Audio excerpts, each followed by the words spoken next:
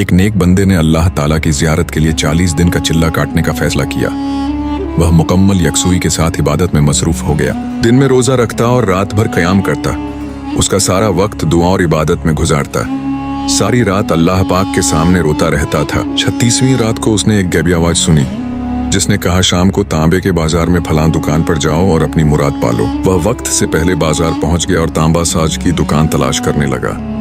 वह बहुत बेचैन और बेताब था। तब उसने एक बूढ़ी औरत को देखा जो तांबे की देगची लिए हर दुकान पर जा रही थी और उसे बेचने की कोशिश कर रही थी।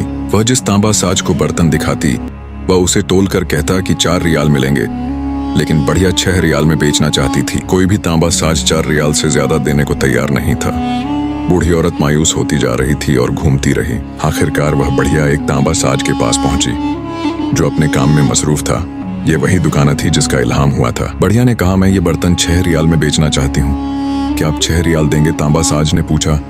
सिर्फ 6 रियाल क्यों? बढ़िया ने दिल खोल कर बताया, मेरा बेटा बीमार है, हकीम ने नुस्खा लिखा है जिसकी कीमत 6 रियाल है, मेरे पास और कुछ नहीं। तांबा साज ने बर्तन उठाकर गौर से देखा और कहा, माँ ये बर्तन बहुत उम्दा और कीमती है, मैं 25 रियाल दूंगा।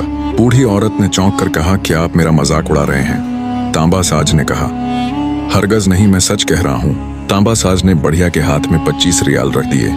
बूढ़ी औरत की आंखें खुली की खुली रह गईं और वह दुआएं देती चली गई। वह शख्स ये सारा मंजर देख रहा था।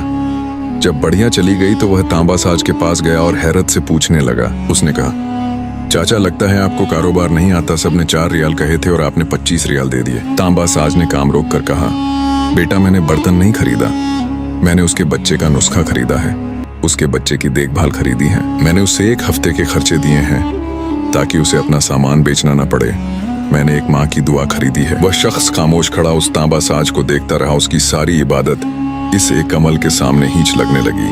अचानक उसने फिर वही गैबी आवाज सुनी, चिल्ला कशी से कोई मेरी जियारत का शरफ हासिल नहीं कर सकता। गरीबों को थामो, गरीबों का हाथ पकड़ो, हम खुद तुम्हारे पास चल कर आएंगे।